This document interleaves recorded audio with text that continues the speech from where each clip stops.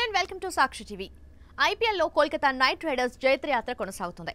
ఎటువంటి అంచనాలు లేకుండా బరిలోకి దిగిన కేకేఆర్ వరుస విజయాలతో ఫైనల్స్ కు చేరుకుంది. మంగళవారం జరిగిన క్వాలిఫైయర్ 1 పోరులో సన్ రైజర్స్ హైదరాబాద్ పై 8 వికెట్ల తేడాతో ఘన విజయాన్ని అందుకుంది. తొలుత బ్యాటింగ్ చేసిన సన్ రైజర్స్ 19.3 ఓవర్లలో 159 పరుగులకు ఆల్అౌట్ అయింది. రాహుల్ త్రిపాఠి 35 బంతుల్లో 55, క్లాసెన్ 21 బంతుల్లో 32 పరుగులతో రాణించారు. తర్వాత కేకేఆర్ కేవలం 13.4 ఓవర్లలోనే 2 వికెట్లు కోల్పోయి చేస్ చేసింది. మరో 38 బంతులు మిగిలుండగానే లక్ష్యాన్ని అందుకుంది. వెంకటేష్ అయ్యర్ 28 బంతుల్లో 51, శ్రేయస్ అయ్యర్ 24 బంతుల్లో 58 పరుగులతో రాణించారు. ఓపెనర్ సునీల్ నరేన్ 21, గుర్బాజ్ 23 పరుగులతో పర్వాలేదనిపించారు.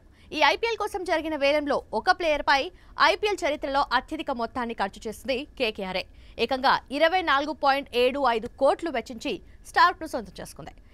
ఒక బౌలర్ కు అంత మొత్తమా అంటూ అప్పట్లో పలువురు పెదవి విరిచారు. దానికి తోడు ఐపీఎల్ ఆరంభంలో స్టార్క్ తేలిపోయాడు. వికెట్లు తీయకపోగా భారీగా పరుగులు సమర్పించుకున్నాడు. దీంతో అతన్ని జట్టు నుంచి తొలగించారు కూడా. అనంతరం తిరిగి తుది జట్టులోకి వచ్చిన స్టార్క్ పర్వాలేదనిపించాడు. అయినా ఆ ఆట అతని స్థాయికి సరిపోదు. పెద్దగా రాణించకపోయినా స్టార్క్ పై మాత్రం గంభీర్ నమ్మకాన్ని కోల్పోలేదు. తాజాగా గంభీర్ అంచనా సరైందేనంటూ స్టార్క్ రుజువు చేశాడు. సరిగ్గా కీలకమైన మ్యాచ్లు రాణించి గంభీర్ పెట్టుకున్న నమ్మకాన్ని కాపాడుకున్నారు. సన్ రైజర్స్ తో జరిగిన క్వాలిఫైయర్ పోరులో 3 వికెట్లతో మెరిశాడు. అందులోనూ కీలకమైన ట్రావిస్ హెడ్ వికెట్ కూడా ఉంది. స్వతహాగా స్టార్క్ కు బిగ్ మ్యాచ్ ప్లేయర్ అని పేరుంది.